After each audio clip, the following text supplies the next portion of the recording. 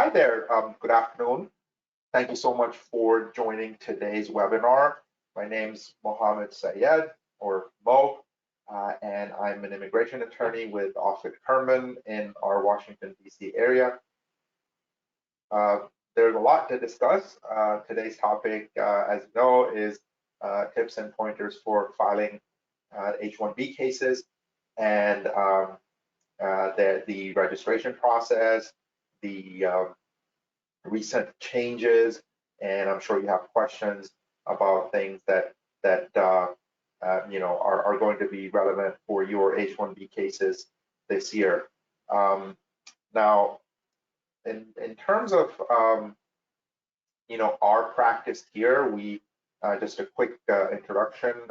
We have a full service immigration law practice. In addition, my partners across several offices on the East Coast practice litigation, corporate, intellectual property, tax, family law, trust and estates. So we have a lot of different industries and small, medium, large businesses and individuals represented, and we have experience in the H1B area for multiple industries and small, large employers with across a number of different types of professions. So hopefully some of the experience that I've gained over the last 2 decades that I've been practicing law, I'll be able to share with you and focus specifically on the H1B lottery process. So for our agenda today, which is real just like a real outline of what I was hoping to cover today, it's we may jump around a little bit. The first one is the lessons learned from the first year when using the new system, because the lottery system went into effect last year, and we do have a good, a number of different experiences that we can learn from. Next, I'd like to give you some planning tips for the H1B filings that you can use in the automated system. And then we'll kind of back up to overall trends, just the H1B program in general, and what, like in terms of the substance of the cases, how can you improve your chances of success and avoid mistakes, common mistakes. And then I'd love to get your questions. Please feel free to type in your questions in the chat box.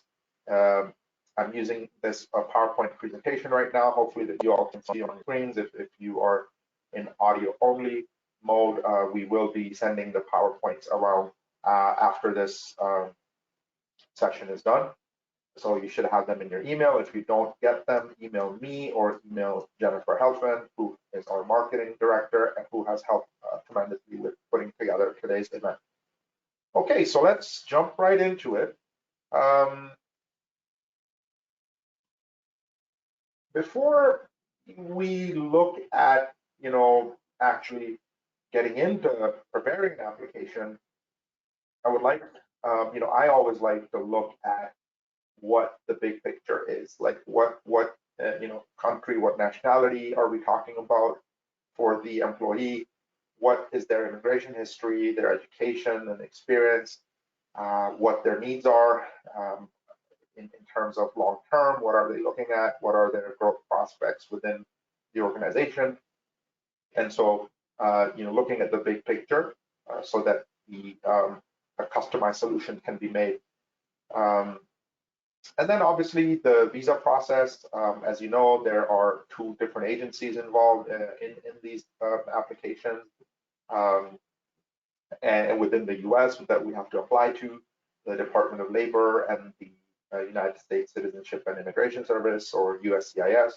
And then you have to understand also the rules of the consulates, because once these petitions that are filed in the US are approved, then the employees have to, if they have travel needs, they travel overseas and get their visa stamps in their passport, and there's different processes and timelines involved. And then there's this idea of status versus visa, and I'll get to that later. So essentially, an employee is already in the US on, let's say, a student visa status, and then they apply for an H. they initially get a change of status from that F student status to the new H status. And then later, if they leave the country and want to come back in on H status, then they need an H visa. The visa is essentially a entry, an entry stamp that lets them cross the border. Okay, and status is different. So just to keep that in mind. So next, overall, the H1B approvals, I'm using a little bit older data, like I'm using the data for 2019, but there's not really been a dramatic change, but the trend's been towards more restrictive approval rates in the outgoing administration. As you all know, there was a policy directive to slow down legal immigration, and the H1Bs also saw, as part of that policy directive, we saw a lot of very onerous requirements and requests for evidence and just a really extreme vetting is the term that I would use of these cases, which resulted in a decline of the approval rate. So you can see that the 2019 approval was 84.8, which was down from 95% in 2015. The RFE rates, which are the requests for evidence that are received after filing, in a lot of cases, that the 41% of H1Bs were subjected to RFEs, which is a high number, and approval rates that were subjected to RFEs dropped to 65.4. So you know that we have some heavy lifting to do in these cases. All right, so let's get to the basics, right? Specialty occupation. What is specialty occupation? So the slide shows you the statutory definition of a specialty occupation, and some of you may already be familiar with this concept, but what I want to clarify is that a lot of employers think that because they're prospective hires, the employees have a bachelor's degree or a master's degree that they should qualify for an H1B visa. However, the focus is, yes, your candidate should possess at least the equivalent of a US bachelor's degree, yes. However, the focus is more on the job duties that they are performing. So you have to be able to demonstrate that the job that they're doing, that they're being hired for, the position, is complex and needs specialized knowledge in a specific field. At least that's what the examiners look for, is that the specific description of the job in relation to what the employer's requirements are and the specific day-to-day duties must be of a nature that a bachelor's degree or higher in a specific specialty or its equivalent is necessary. And so that's when you have, and then you say that, yes, the person that we have hired, sorry about that, the person that we are hiring actually has that degree in that is relevant to the particular occupation. So I'm just gonna silence my cell phone, sorry about that. Okay, so with that in mind, we have to focus on the kinds of documents that we will need to present the H1B case, right? So we have two stages. One is the initial petition, and then that's documents submitted at the front end, and then there are documents submitted in case there's a request for evidence. We have a set of documents that are required at that stage, and this is a strategic decision. I mean, I certainly like to put my best foot forward and present as strong a case as I can. However, sometimes it's a matter of timing and how much resources the employer has to put together specific, very detailed documentation about the position and the company, the availability of work for a full-time basis or part-time, whichever option one is selecting in the Form I-129. And so we may be in a position where we have to file a bare bones petition and then wait for a request for evidence later in case we are required to submit more definition. There is definitely the reality that no matter how well prepared you are, you will have a request for evidence. So I do not believe that there is any guarantee that if you do a ton of work up front that you will not get a request for evidence. We hope with that the new administration, there's going to be a focus away from enforcement and a focus on processing benefits and a resulting improvement in the professionalism, the quality of review, the processing times, the clarity of and consistency of standards that are applied. Because based on the last 4 years, the requests for evidence that we've been seeing really demonstrated a very unprofessional review, inconsistent criteria being applied. So we do hope that this year we'll have some improvement because there has been an announced desire to be more friendly towards employers who are hiring foreign nationals, and essentially the resources that these, I mean, every H1B applicant pays a lot of fee to the government, and this is a fee-funded review process. However, in the past, a lot of those fees, the funding was diverted away to the border wall and enforcement, deportation, detention, and so that resulted in a reduction in the quality of the services provided in the review of DHs and other visa categories. So anyway, so we hope that if we do get RFEs, they will be sensible RFEs and not these boilerplate template type of kitchen sink RFEs as we call them. Another consideration is that sometimes we can anticipate weaknesses in our case and present evidence addressing those weaknesses. And that's a strategy call because sometimes you don't want to necessarily highlight the weaknesses because you can perhaps those weaknesses might get overlooked. For example, I had a case recently where this was for a startup, a business that had just recently launched in the US. It was a German company, large German company setting up in the US and hired their essentially somebody that would grow their US business. And we were nervous about doing a very solid, thorough job on a business plan and projecting revenues and projecting enough work in the specialty occupation. And so we did prepare really well, and it may be thanks to that preparation that we did get an RFE, but the RFE did not talk about the new office part at all. I mean, in some cases, there could be additional questions, but it's a balancing act. And I always try to put my best foot forward within the constraints of the employer and employee. Alrighty, so moving along. So one of the things you want to do in that initial preparation, this is very critical, I think that because this is where employers can save time at the front end. And what I always like to do is prepare a very detailed duties chart, and this is a collaboration between the employer and the attorney, with input from the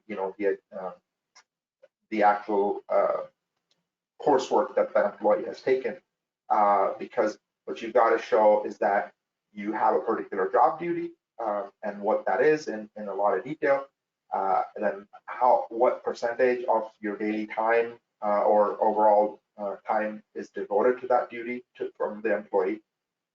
What are the forms of complex technical knowledge required?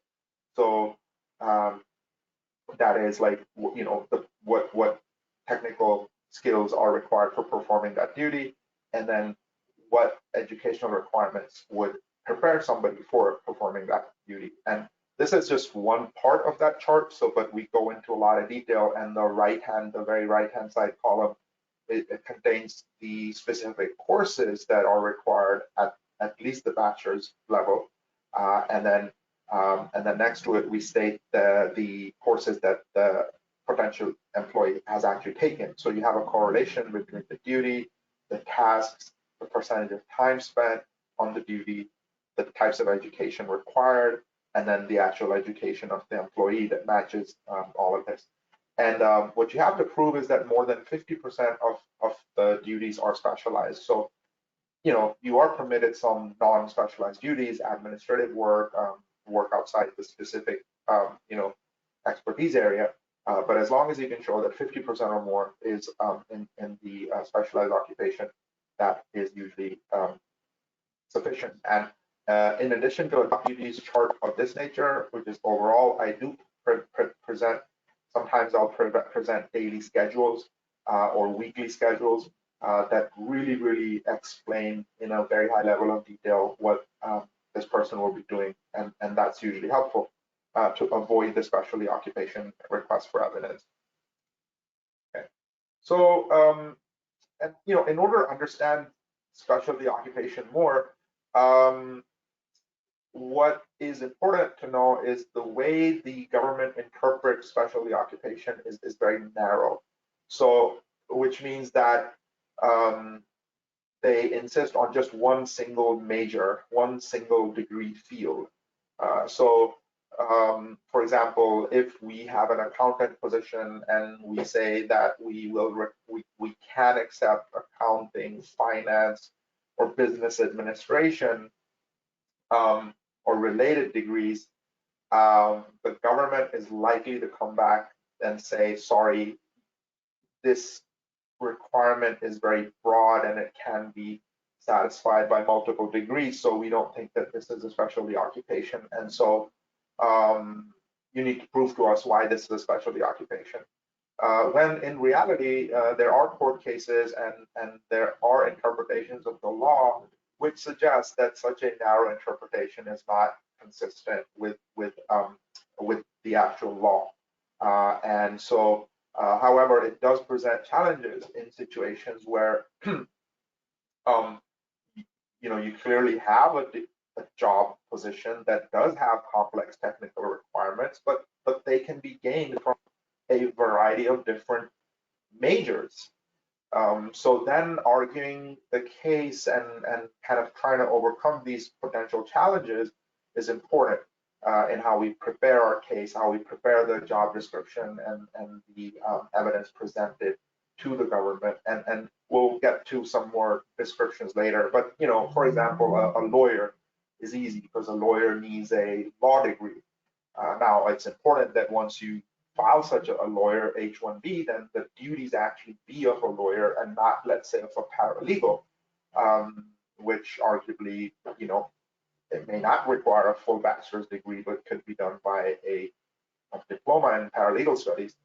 But then other positions can be more general. Business manager, business analyst might have degrees in very different fields. So anyway, so that's worth really looking at carefully. And if you have a good attorney, taking their advice and working closely to make sure that that risk is eliminated. So I'm gonna open my chat box just to see if there's any questions. All right, so now let's move on to the next slide. I'm sorry, sometimes I look away on my other screen to change slides. All right, there we go. So we have a quick section right on the case assessment. So the chances of getting denied are higher if your evidence is not aligned properly with all these factors. So the SOC code, which relates to the very particular occupation that you pick for your H1B, and often there is an overlap. There may be multiple, 2 or 3 different types of positions that that perform similar duties. So one has to select carefully, and certainly the prevailing wage in which we'll get to later. The different SOC codes have different prevailing wage requirements. So what can the employer afford, and what can the employer reasonably prove that are going to be the duties of the position. So that's important. And then does your employee have a related degree? So, you have to factor that into account. Just because your position requires a degree and your applicant has a bachelor's degree, you still need to match the majors as closely as you can. The LCA wage level, as you might know, there are, based on the level of seniority or years of experience that the position requires, you have a entry-level wage, and then wage level 2, 3, 4, 4 for the highest, most experienced workers, and they can be very, 4 can be very high and not affordable. But realistically, if your employee is doing work at a higher level, then you have to be able to demonstrate that you're paying that higher level wage.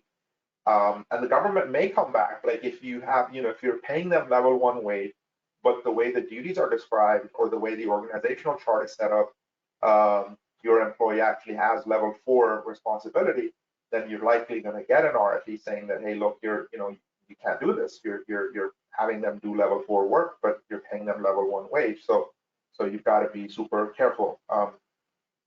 Now, work sites and availability of work is another area. For the number of hours that the person is working and the locations where they're working, you have to show, appropriate evidence to satisfy the requirements. Okay. A few other things on the right-hand side of the slide.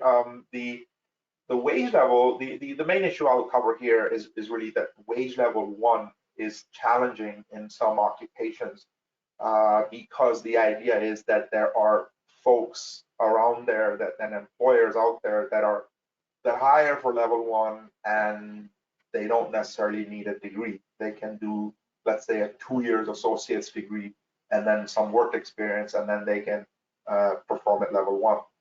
So one has to be careful when you select the level 1 for certain occupations. Like the computer programmers was a big deal because of the 2017 policy memo, where level 1 programmers were challenged based on data that there are programmers out there that have simply a high school diploma and no degrees. So one has to be careful about that. The Buy American, Hire American executive order is from 2017, created another obstacle for employers by essentially saying that hiring a foreign worker must not impact the wages and employment rates for U.S. workers. So we were doing attestations saying that we're actually creating jobs and we're actually improving employment for U.S. workers. So those are some things to think about. Moving on. Okay, so you may have heard of the H1B wage selection rule, and there are other rules that this is just kind of a broad brush slide on the outgoing administration. Towards the end, they had decided to change the H1B system in a few different ways. And as I was preparing for this, I had some data on what the impact of those rules but fortunately for this year, at least as far as we know, the rules have been postponed for further review by the Biden administration. And in summary, I mean, the outgoing administration wanted to give priority to the higher paid jobs. So the lottery system would change from when you have 85,000 open visa spots for the commercial for-profit employers, 85,000 visa spots every year.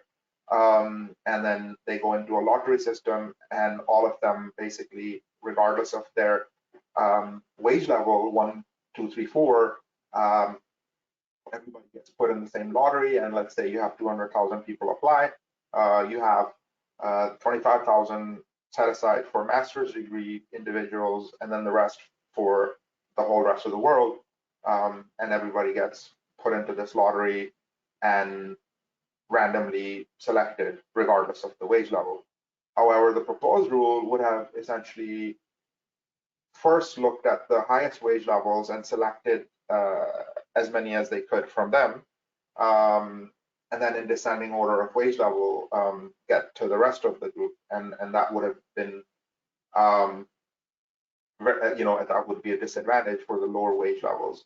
So anyway, so for this lottery season, we are pretty sure that that's not going to be in effect. It might, the Biden administration might consider it and implement it in some form or another, but for now, we don't need to worry about it.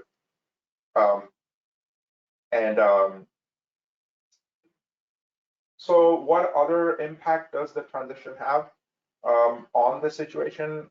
It's hard to tell. We should know more in February. This year's lottery, at least we can proceed with the way we have done last year. Whether there's any changes for the future, we're just, it's like a wait and see approach right now. Overall, it's not clear what overall reform might occur to the H1B program, whether the numbers increase or go down, or the testing, this criteria becomes stricter. The Biden administration is very pro-labor, and there are some Democrats that are not big fans of the H1B program. So we may see some sort of a compromise, but we'll again, let's see how it goes. So for those of you that participated in the lottery system last year in the electronic registration area, the big change was that, or is that instead of submitting fully prepared applications and then waiting to find out whether those applications even made it into the lottery, now there is a initial pre-registration, and which is an easy process, and we'll get to it in a second, and which is not very costly, and it's not very intensive. I mean, the assessment part is intensive. Yes, the assessment part is the same, because you have to be careful in terms of, you don't want to go into an H which is not going to succeed. But the convenience is that once you find out that you're selected, then you can go and send a full package. So let's say in terms of attorney's fees, in the past, the work that the attorney did, or the work that your in-house counsel or HR does, it used to be you did all of the work, and everybody did the work regardless of whether they were picked in the lottery or not. And so, for example, you can see the data here that I've presented from 2013 to 2017. You can see the numbers. Like, all of these petitions were submitted fully prepared. They all paid their, attorney's fees. The filing fees were refunded if you were not selected. Yeah, surprisingly. But you had a lot of applications that, a lot of work essentially that was, superfluous. And so in that sense, I think it's a good system. It's more, fairer to employers, and it's more efficient. There's not that much paper going back and forth, and maybe FedEx is not happy because they lose business. Because then you have, at the end of the day, instead of having these 200,000 approximate fully prepared packages being submitted, you then only have 85,000 being submitted for the people that are selected. Okay, so that's the big change. The mechanics, alrighty. So I've given you the website where you need to set up your account.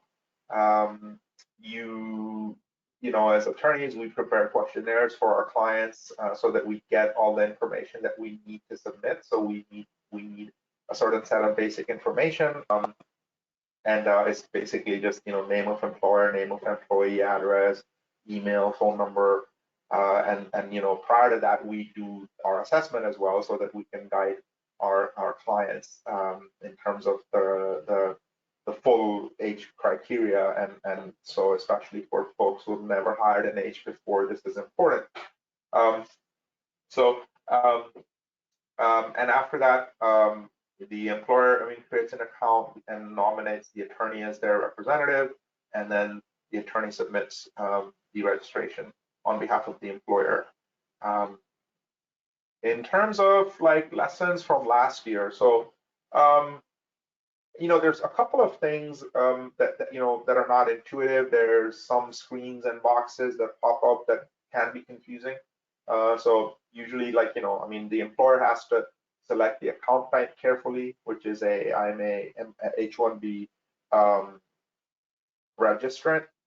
Um, Sometimes you have multiple corporate entities with a centralized integration function. So you need, you can have only one employer for each email address linked to the H1B registrant's account. Okay, so that's important. If there are specific entities with, different within the organization, then it's advisable to set up different email addresses or forwarding to different entity-specific emails to manage multiple cases.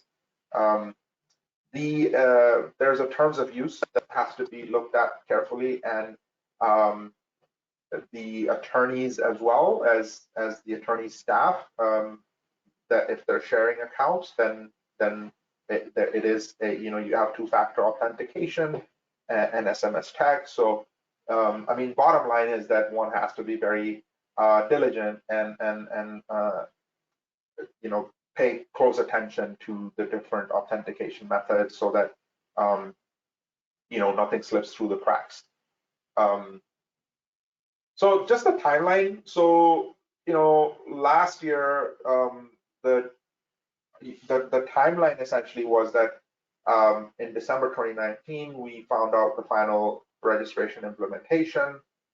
January the 9th, we got notified that the initial registration period was March 1 to 20, and it's going to be the same this year, or approximately the same. March 1 to March 20 is when our registrations are due. So, it's like we have about a month to get everything ready so that we're ready to go on March 1st. Now we can create H1B registered accounts like late February, so it's pretty close to the time to actually the submission of the registration. What I would say is that if you're planning to file an H, then get in touch so that we can start preparing. For employers that already have accounts, they can use those same accounts, and I've been in touch with some of my clients, and we have been testing out their accounts to make sure that they've still got access and that there's no any problems or technical glitches. So when the registration opens, the employer can directly submit a registration, and the lawyer can also submit registrations as if they're authorized. This is a problem if employers and lawyers are not careful. The duplicate submissions were a big problem last year because it is possible for an attorney to submit and an employer to submit, and so that creates duplicates. And then if and then those get rejected, so they won't like cancel one and just take one; they'll just reject both. So you have to be super careful not to do a duplicate. Okay, then registration closes. March 31st, notifications went out for those selected, and then the filing period started from April 1st to June the 30th to file the fully prepared packets and have all the documents ready and submitted by that time.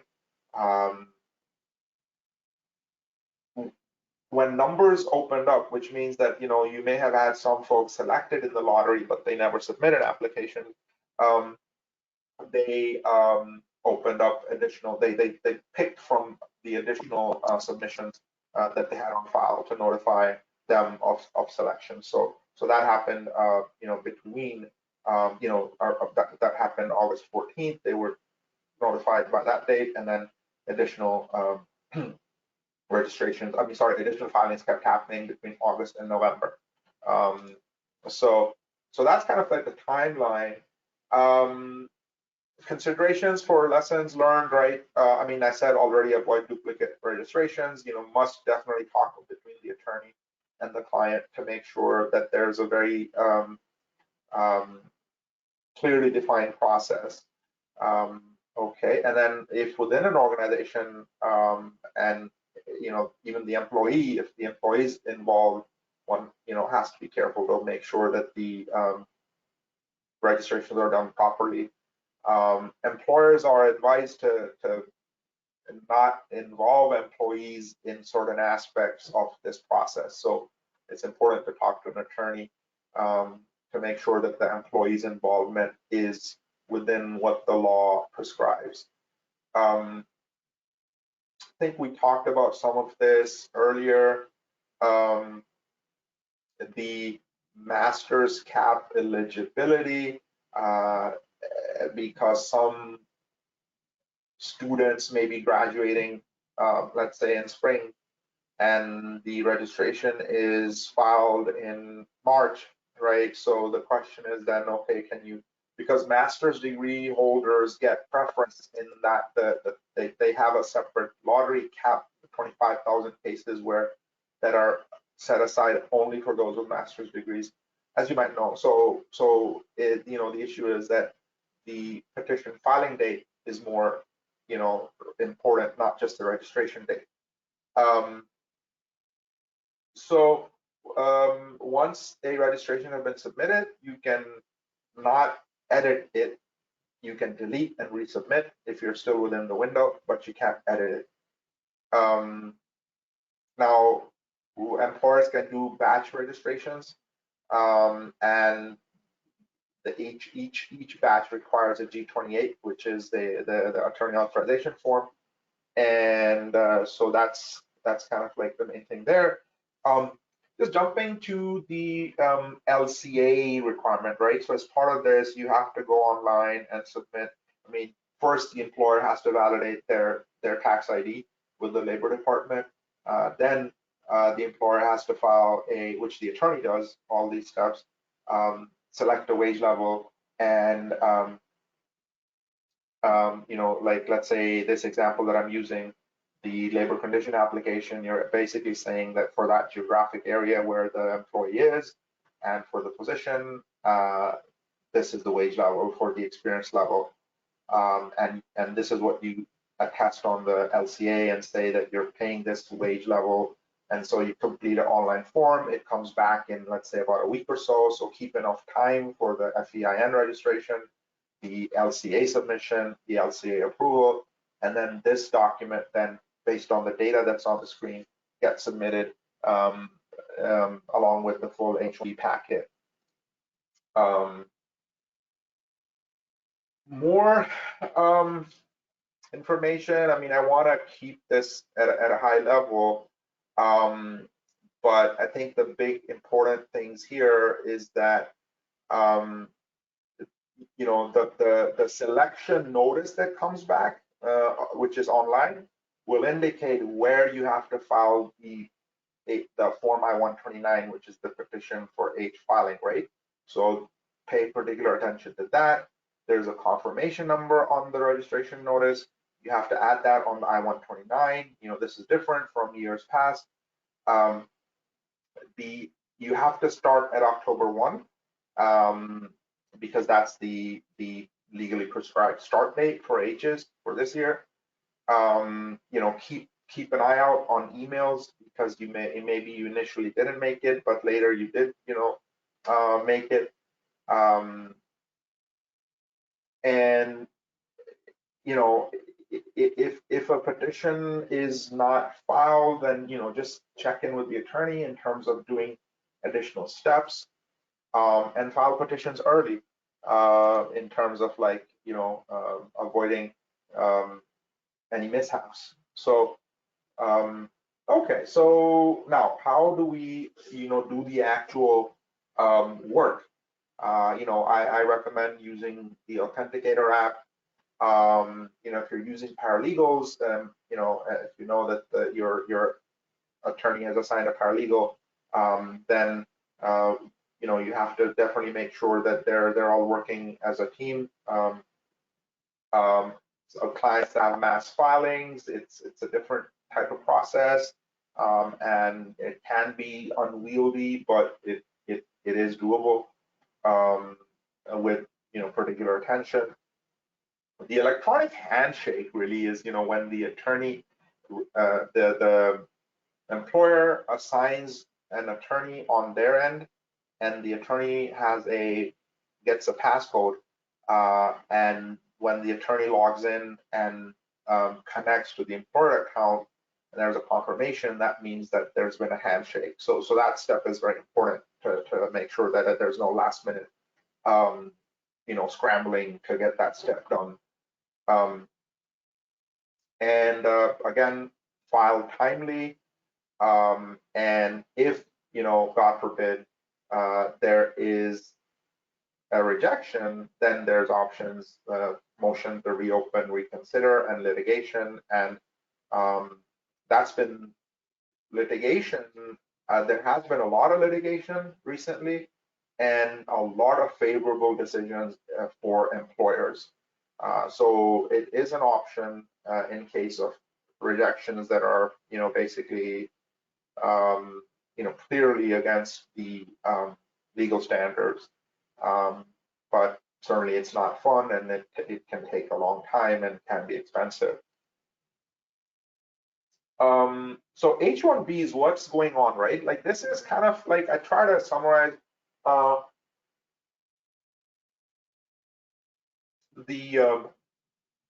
couple of things that we can watch for. The prevailing wage rule, the new lottery rule, these are on a freeze right now. We could have them restart on July the 1st, and that's really remains to be seen, and it should not impact this year. There's been a couple of cases that you can look up. I would say the Innova Solutions v. Barron and Relics v. Barron or Baron.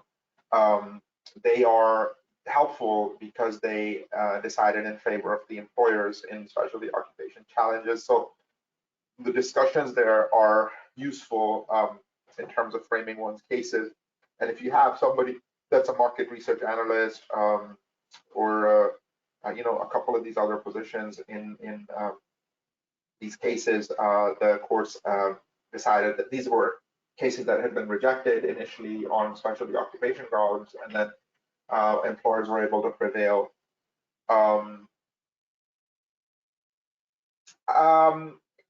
We try, like, in our attorney cover letters and in the drafts of the employer support letters, to include facts, and in the attorney letters references to law that is favorable in the initial submission, so that we can preempt any challenge.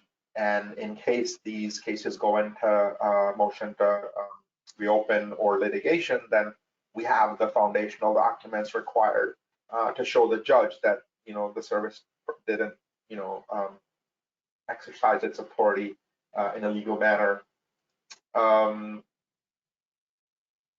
So, this just kind of jumps back to a basic idea. The attorney will prepare and sign and submit their G28s that is signed by the employer. And then once that is done, they're entering their appearance for the employer, and there's a passcode generated that the attorney provides to the company. And then once the company enters that, and oh, sorry, I might have said it the other way around earlier, but yes, the passcode is given to the company. The company goes and signs in and enters a passcode, and then the attorney gets added to their account. So that's the handshake process. And there's a $10 filing fee for the registration. The attorneys cannot, the beneficiaries cannot pay this fee. And the company must review and approve the information in the form, obviously, which is, sort of obvious because they have to authorize the attorney to file it. And once approved by the company, the attorney can then submit it. And then now, For those of you who have not seen the online portal, I can share with you screenshots. This is a American Immigration Lawyers Association that I'm a member of. They provide a lot of helpful tools, and we are in touch with essentially attorneys all across the country that are filing H1Bs. So it's pretty much like a team effort where through the American Immigration Lawyers Association, I can find out what the glitches are, what types of challenges other colleagues, fellow comrades are having, and what are solutions. So there's a set of resources that is available, and it's updated constantly with common problems and recommended solutions. And I can provide you with screenshots if you have a need. There's a few cases, and I don't want to get into like a ton of detail, but this case, which came recently on December 16th, and there were several cases that also basically invalidated some of the policy, some of the rule making by the outgoing administration that would have changed the H1B program. So that we're very grateful that the federal court system, it's been amazing. But so in this case, the Innova Solutions case, the initial petition had been denied.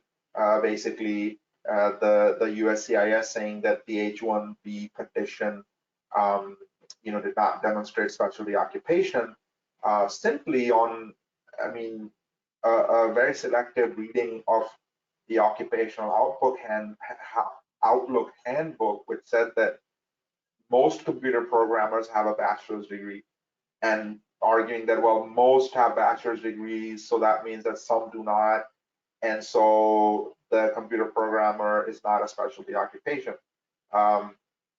And so the court said that was incorrect, that they could not use the OOH in that way, and that the OOH was not like the single authoritative source, and it had to be a more particularized inquiry. So it helped, this helps employers, and so I encourage you to see the discussion in this case for some more useful language that you can incorporate in your own cases. Okay, so I think that's kind of brought us to the end of the sort of technical part of this. I want to cover some topics that may be helpful in selecting an attorney. So, if you are thinking about an H1B submission or multiple H1B submissions, and you don't have an attorney, I can't emphasize enough how important it is. What you want to discuss with the attorney is, with presenting as many facts as you can, try to determine how many similar cases the attorney has handled, because the knowledge of the industry, the knowledge of the position, and the knowledge of your company, is going to be very helpful towards a successful outcome. As I mentioned, associations of lawyers where lawyers are collaborating with each other across the nation, across the world, really, to come up with solutions for their clients, whether it's in a particular country. I had a case recently in India, and I hadn't done one in a while in India at the consulate in Mumbai, and I was able to reach out to some of my colleagues on a listserv that we have, and I had like 5 attorneys that had done recent cases in Mumbai, and they gave me a lot of useful info, and we got our case approved in a pretty quick manner. So that helps. Certainly outcome of cases. It's hard to really determine, a question like, okay, what is your rate of success? For some lawyers, for me, like, I will tell the client that they have a weak case rather than file it and get it rejected. So So, my rate because of that will be high, because how carefully does the attorney screen cases, and, and, um, he or she advise you, warn you up front that you've got a weak case, is important. And then, billing, I mean, different attorneys have different rates across the country. Usually it varies by number of years of experience, and small firm, large firm, medium-sized firm. You might have fixed fee arrangements versus hourly billing. I've seen most attorneys will offer a fixed rate on some types of services that are discrete, and easily identifiable, and then hourly rates for other projects, which are hard to determine how much, how many hours are going to be spent there. Um, and you need to get a clear understanding of what information the attorney needs from you, so that it's usually a well-organized attorney can advise you up front that they need a list of document or a list of questions answered, and so that's going to help you in selecting the attorney and show that you're dealing with someone who's well organized and can manage your project carefully. Alrighty, so we are at 12:52. We have a few minutes. I'd love to answer any questions that you have. I'm gonna put this slide on, which has my email address. Please email me with any questions. And so if you have questions, type in the chat. Okay, I think I have a question. Okay, so so let me just quickly, I guess I can share with you some of the recent cases that I've had that were interesting and challenging. So the last RFE response that I submitted was for a dental practice here in Northern Virginia, near where I am. My offices in Bethesda and Fairfax and Arlington, etc., are within the 20-30 minute drive.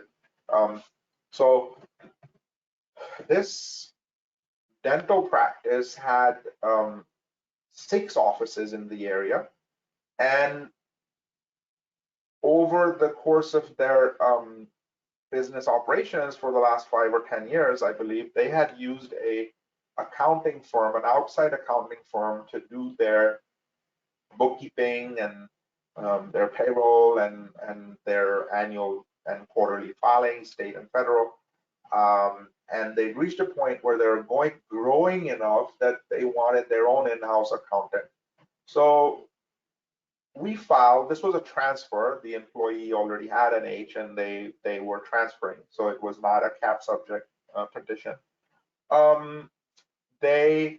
We filed the petition that she had an accounting degree, it was defined as an accountant position, specialized work, full-time, employer had the ability to pay, we had good documents, and anyway, so often when we file, we just kind of sit and wait, because it's and wonder what type of RFE we're going to get, because it's almost, it's so common to get RFEs, the request for evidence. So this one came back, and I thought, hey, it's an accounting business, like, they have a lot of work. I did not expect a specialty occupation RFE, but we did get a specialty occupation RFE.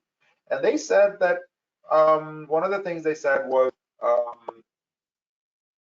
you are relying on an outside accounting firm, and so you don't really need an accountant. So they totally missed the point that we had clearly stated, that we are discontinuing this, using that accounting firm, and we are using our own accountant. And then also elaborating in a lot of great detail, like so you just kind of expand out the universe of duties to a very magnified level of detail, and show that this person is doing a day-to-day work that is, very, very, very much accountant related, and that, okay, even though, right, their degree might be finance, accounting, business management, statistics, economics, whatever, but still they're doing this work that requires at least a bachelor's degree. We hired like 2 professors to write expert reports that did a review of the business needs and the employees' qualifications and and then affidavits saying that we're no longer using this outside accounting firm. So so that case was a success, and that was an interesting project to work on. A few other things. I mean, so know that there are categories of H1Bs that are not subjected to the lottery, and those are for nonprofit research organizations. So nonprofit research organizations are exempted. Nonprofits that are affiliated with universities. So I have one that's a large global nonprofit in the healthcare sector, and doesn't have to be large though, can be small. And they do a lot of work in Africa, and they partner with some US universities, giving them data collected from their African operations, which involves provision of health services, setting up medical clinics, providing medical equipment and pharmaceuticals. And so they have these affiliations with universities where they provide sort of a research function to the universities, and then the universities incorporate that material into their own academic programs. So such an employer can hire an H1B person at any time of the year without any limitation. So there's no 85,000, 85,000 visa restriction in the nonprofit affiliated with university. All right, so I'm just trying to share with you whatever I think is important. Canadians do not need to get a visa stamp for an H. They just need an approval notice, the original approval notice, which is their I-94, and they can enter the border along with their documents, job offer letter, academic evidence. So they are allowed to come in with the H approval notice, don't need to make an appointment at a consulate for an interview. Another thing, Canadians and Mexicans have a TN visa, which is a separate category where you don't have a requirement for prevailing wage. And again, you can apply as you would apply for an H in the US and change status to TN, or they can present. Mexicans have to go to their consulates to get a visa appointment if they're coming in from abroad and get a visa stamp. Canadians can present at the border and get a TN visa status. So I will end there. Again, if there's any questions, email me. It's mo.syed@Offit Kurman, OFFITKURMAN.com. I wish you and your employees, the best. A lot of good wishes, and I look forward to hearing from you hopefully in the near future. Thank you so much for joining, and that's it from me.